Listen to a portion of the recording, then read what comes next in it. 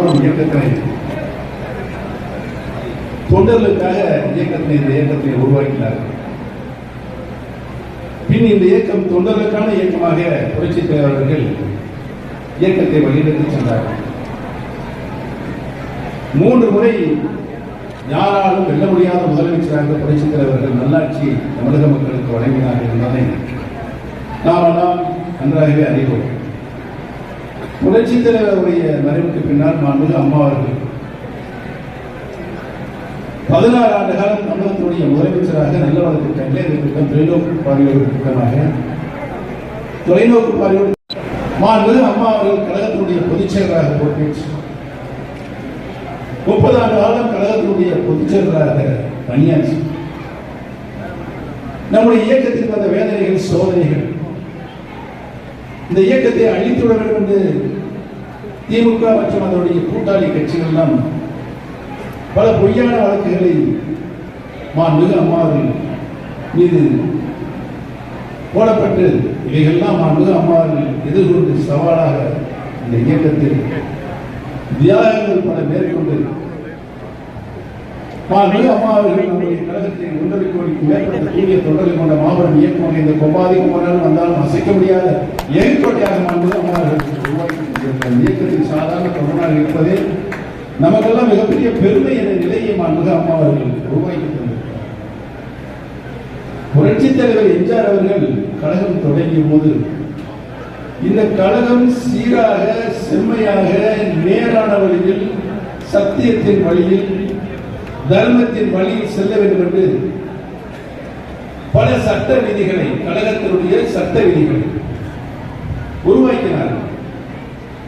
அந்த சட்ட விதிகளின்படிதான் கழகம் 50 ஆண்டு கால புரட்சித் தலைவர் எம்ஜிஆர் அவர்கள், புரட்சித் தலைவர் மாண்புமிகு அம்மா இந்த இயக்கத்தை வலிமையான இயக்கமாக, தொண்டர்களின் இயக்கமாக, மக்களின் இயக்கமாக இந்த இயக்கத்தை உருவாக்கி உச்ச நிலையில் கொண்டு போய் நிலைநிறுத்தினார்கள்.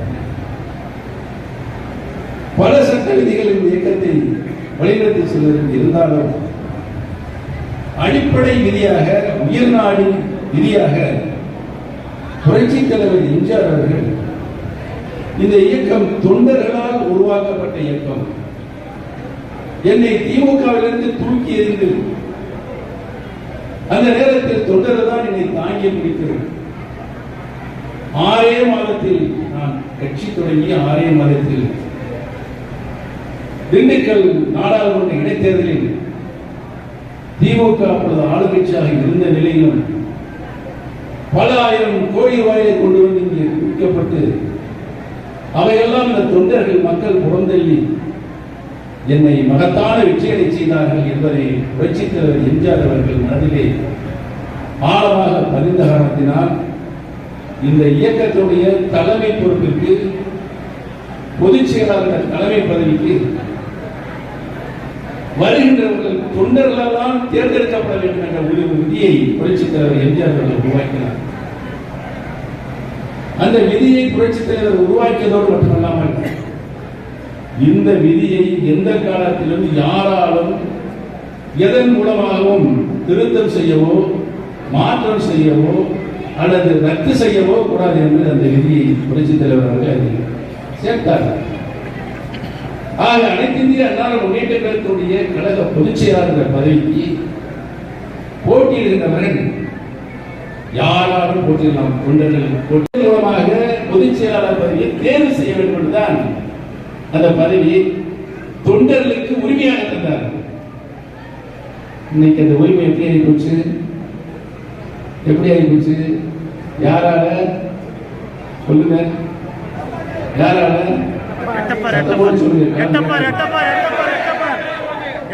என்ன செய்கிறார்?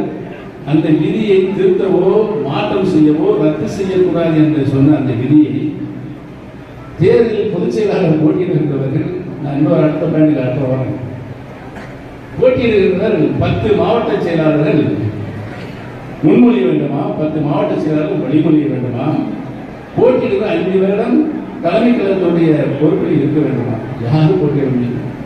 சாதாரண தொண்டர்களுக்காக இந்த பதவியை உருவாக்கிய இந்த உரிமையை, தொண்டர்களுக்கு கொடுத்த உரிமையை பறிக்கப்பட்டு இன்றைக்கு திரு எடப்பாடி பழனிசாமி அவர்கள் காலையில் போட்டு இருக்கிறார். சொல்லுகின்ற உலகத்திலேயே ஒரு ஆள் யாரு? நம்ம கட்சி பல நேரங்களில் பிடிச்சிருக்கு, இணைஞ்சிருக்கு. ஏன் இந்த தொண்டர்கள் உச்சநிலை நிப்பாட்டக்கூடாது, அவர்களுக்காண்டி உருவாக்கப்பட்ட இயக்கம் அனைத்து இந்திய அண்ணா முன்னேற்ற அந்த இயக்கத்தை காப்பாற்றுவது நல்லவர்கள் ஒன்று சேர்ந்து இணைஞ்சிருக்கிறாங்க. ஆனா உலகத்திலேயே பிரிந்த சக்திகள், பிரிந்த கட்சிகள் இணையக்கூடாது சொல்ற ஒரே ஆளு 22 ஆண்டுகளுக்கு பின்னாலே பெற்ற ஒரே தலைவர் இதயம் டாக்டர் புரட்சி தலைவர் மாண்புமிகு அப்படிப்பட்ட வெற்றி தான் முதலமைச்சர். மாண்புமிகு அம்மா பெற்ற அந்த வெற்றி மூலமாக தான் பன்னீர்செல்வமும் முதலமைச்சர், நீங்களும் முதலமைச்சர். தேர்தல் மூலமாக நீங்கள் முதலமைச்சர் ஆகவில்லை பழனிசாமி, சிந்தித்து பார்க்க வேண்டும். இப்படியெல்லாம் செஞ்சுட்டு இந்த கட்சியை 4-5 சுக்கா யாரால தமிழ்நாடு இருக்கிற மக்களை தொண்டர்கள்லாம் வெதிரி போய் ஒண்ணு சேருங்க ஒண்ணு சேருங்கன்னா நான் ஒண்ணு சேர மாட்டேன் சொல்ற ஒரே ஜீவன். 4 வருஷம் இந்த ஆட்சி நீடிக்கிறதுக்கு ஓபிஎஸ் வேணும். 4 வருஷம் இந்த ஆட்சி நீடிப்பதற்கு பாரதிய ஜனதா கட்சி வேணும். அவர் தேசிய அளவில் ஒரு கூட்டணி அமைச்சு பக்கத்தில் உட்கார வச்சு அந்த கூட்டணியில் எடப்பாடியை அனுப்பிச்சு விட்டாரு. 4 நாள் என்னாச்சு? நான் பாரதிய ஜனதா கட்சி வெளியே இருக்கேன். இது நியாயமா? ஒரு அரசியல் பண்பாடா, அரசியல் நாகரிகமா? இப்படி ஒரு ஆள் கையில் இன்னைக்கு தற்காலிக நீதிமன்ற தீர்ப்பின் மூலமாக இன்னைக்கு போய் அங்க உட்கார்ந்து இந்த தீர்ப்பு தலைவர் அடிக்கடி சொல்லுவார். 72 அவரை தூக்கி எறிந்த பொழுது மக்கள் தீர்ப்பே மெகேசி தீர்ப்பு என்று சொல்வார். சொல்லித்தான் மக்களுடன் சென்றார், வெற்றி பெற்றார். அனைத்து இந்திய அண்ணா முன்னேற்ற இந்த மாவட்ட இயக்கம் உருவானது.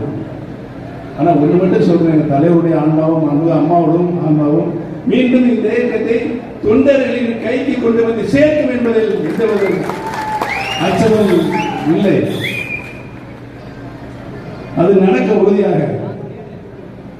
அதற்காகத்தான் நான் இன்றைக்கு மாவட்டம் தோறும் நிலைமையை விளக்கி தொண்டர்களுக்கான உருவாக்கப்பட்ட இந்த இயக்கம் மீண்டும் தொண்டர்களை கைக்கு வந்து சேர வேண்டும், அதிகாரம் கைக்கு வந்து சேர வேண்டும். நாங்கெல்லாம் பதவிகளுக்கு கீழே உட்கார்ந்து இருக்கீங்களா, நீங்க இங்க மேடையில் உட்காரணும். தொண்டர்கள் இந்த இயக்கத்தை வழிநடத்தும் தலைமைப்படுத்திய தொண்டர்கள் இந்த இயக்கத்தில் முதலமைச்சராக வரக்கூடிய தகுதியை பெற வேண்டும் என்பதற்காக தான் இந்த இயக்கம். மாண்புமிகு அம்மா அவர்கள் சொன்னார், எனக்கு பின்னால் பல 100 ஆண்டுகள் இந்த இயக்கம் தான், கழகம் தான் ஆட்சிக்கு என்று இதயசித்தியோடு சொன்னார்களே, அது எப்படி சாத்தியமாகும்? எப்படி சாத்தியமாகும்? தொண்டர்கள் இந்த இயக்கத்தின் தலைமை பீடத்திற்கு வந்தால் தான் சாத்தியமாகும். தொண்டர்கள் இந்த இயக்கத்தின் மாநிலத்தின் முதலமைச்சராக வந்தால் தான் சாத்தியமாகும். அதற்காகத்தான் இந்த இயக்கம் தொடங்கப்பட்டது. ஆக உறுதியாக சொல்லுகிறேன், நம்பிக்கையுடன் சொல்லுகிறேன், தொண்டருடைய நம்பிக்கைக்கு பெற்று சொல்லுகிறேன், தமிழக மக்களுடைய நம்பிக்கை பெற்று சொல்கிறேன். மீண்டும் அனைத்து இந்திய அண்ணா முன்னேற்ற கழகம் தொண்டர்கள் கைக்கு வந்து சேரும் அந்த நாள் வெகு தூரத்தில் பழனிசாமி அவர்கள்